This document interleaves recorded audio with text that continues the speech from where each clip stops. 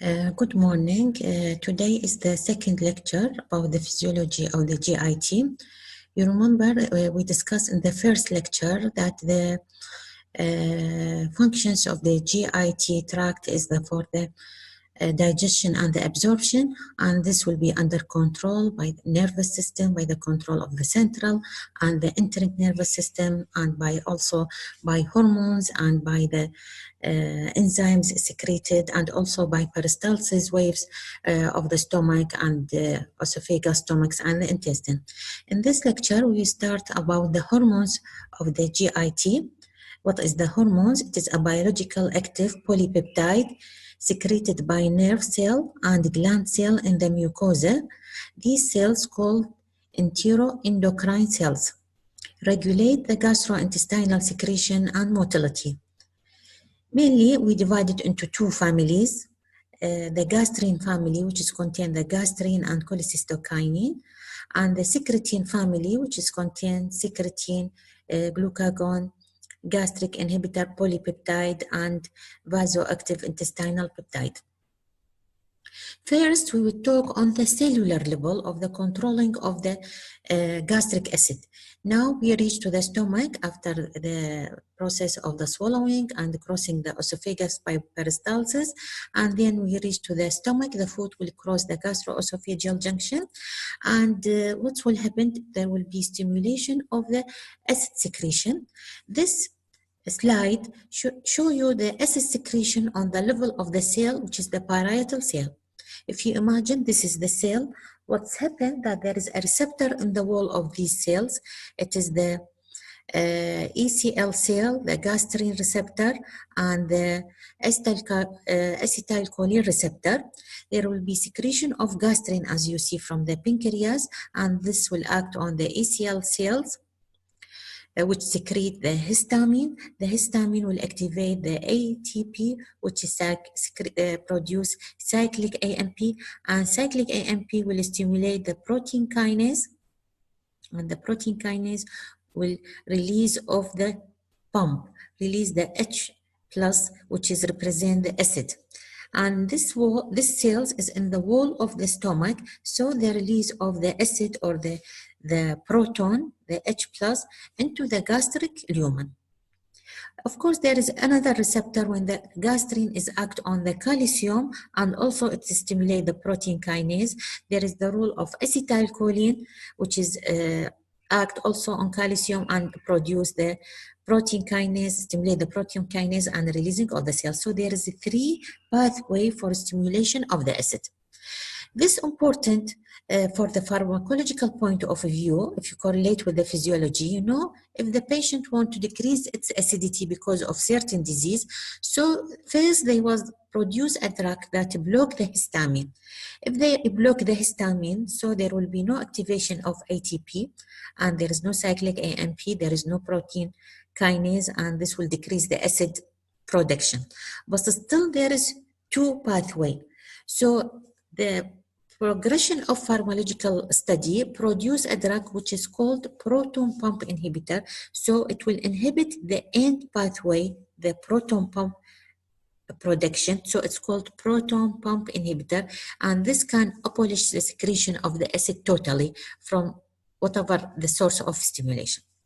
So this is the action of the gastrin and how he is act to produce the acidity in the gastric juice.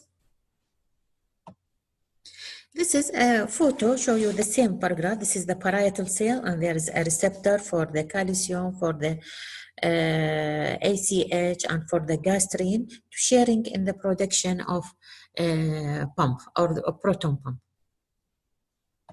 So the action of the gastrin is released from the G cell in the enteral portion of the gastric mucosa, mainly from the pancreas, during the fetal life from the pituitary, CNS, and others, but mainly it is from the enteral portion of gastric mucosa and from pancreas. The function of gastrin first is this, as we mentioned, stimulate the gastric acid and pepsin secretion, stimulate the growth and the gastric and the intestinal mucosa, stimulate gastric motility, and stimulate insulin secretion after protein meal.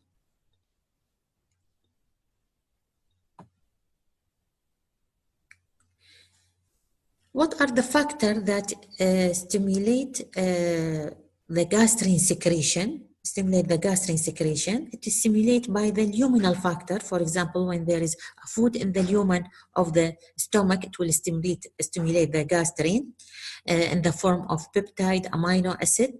The distension, which is occur because of full of stomach of food particles. A neural factor also stimulate the gastrin. Blood-borne, for example, the calcium or the epinephrine, all these factors stimulate the gastrin. If you see the arrow on the left side of the slide, you see that the gastrin, the yellow arrow, السهم الأصفر, when there is a release of the gastrin, it stimulates the acid. By the acid, there will be digestion of the food. When this function is finished, so there will be a release of somatostatin. The white arrow, السهم الأبيض, the somatostatin, when it's released, it will suppress the gastrin, and also when the acid is increased, is also suppress the gastrin. And this is a negative feedback. When the function of the release of gastrin and the acid complete their function, there is no need more to secrete gastrin, so they inhibited it. They said stop, don't secrete more. So there is a negative, or there is inhibition of gastrin by somatostatin and by acid. While the gastrin will stimulate the release of acid, and the acid, if it's more, it increases somatostatin to stop this circle, to stop this circle.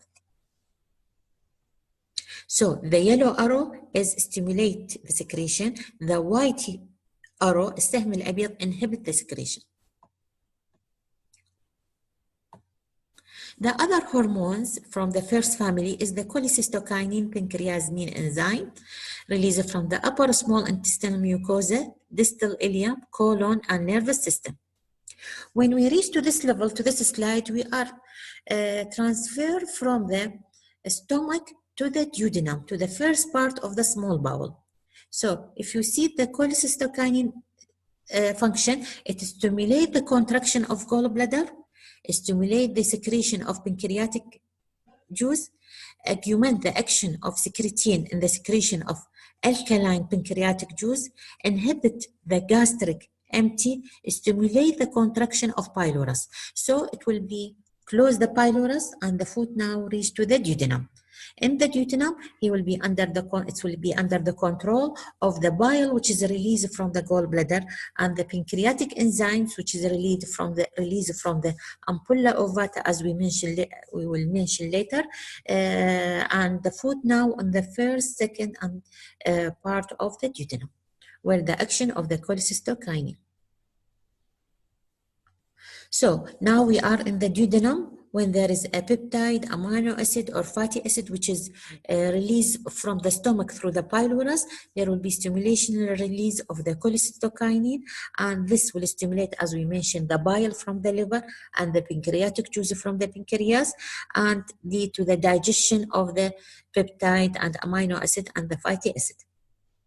If there is no more peptide or amino acid, so the cholecystokinin will stop.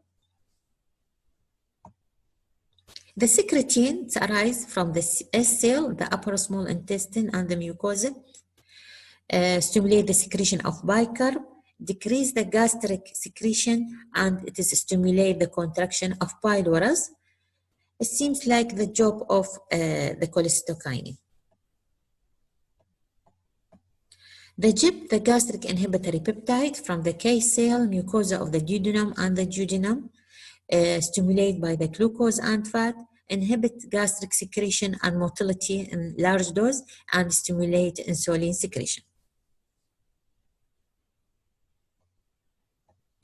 VIP, the vasoactive intestinal polypeptide, it's found in the nervous system in the GIT, stimulate the intestinal secretion of electrolyte and water, relaxation of intestinal smooth muscle and sphincter, dilatation of the peripheral blood vessels, and inhibition of the gastric acid secretion. So what I put in a bracket If this is, of course, will be under the control of the gastric and small bowel content.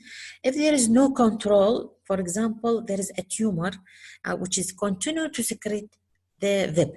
It will not respect the normal function of the GIT. So it's called vipoma, OMA tumor. So there is a tumor which is continue to secrete the VIP under no control. The patient will present it with what? With diarrhea and loss of electrolyte, because the continuous secretion of electrolyte and water. So the patient will present it with watery diarrhea, and there will be electrolyte disturbances because he continued to lose of the potassium and the chloride, and he will develop hypokalemia. The botulinum, from its name, it's released from the enterochromatin cells and MO cells in the stomach and intestine. It stimulates the gastrointestinal contraction and regulate, we will mention later, the MICS, this type of electricity which is control the peristalsis of the intestine.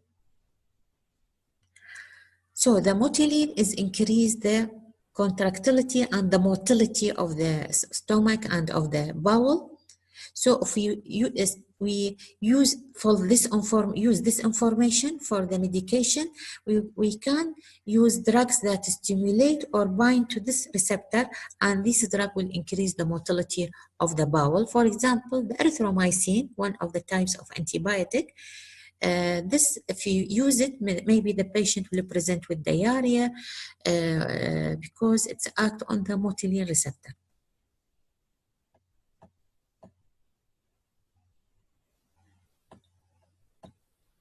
Somatostatin hormone, growth hormone inhibitor hormone, D cells in the pancreatic islet and D cell in gastrointestinal mucosa. It's inhibit of all of these hormones, inhibit of the secretin, inhibit of gastrin, VIP, GIP, secretin, and motilin. So it is when the function is, there is no more food in the bowel, on the small bowel, so there is no need for more secretion of these hormones. The somatostatin will inhibit all of them. This algorithm, it is an abstract of what we mentioned.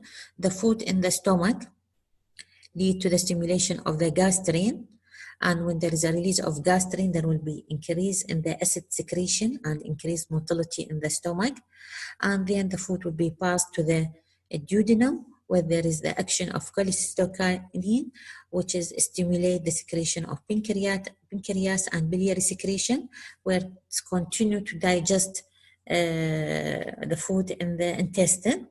The line, the uncontinuous line that you see, it is mean the inhibition. When there is a release of peptide YY, it will mean that the digestion in the stomach is finished. It is inhibition.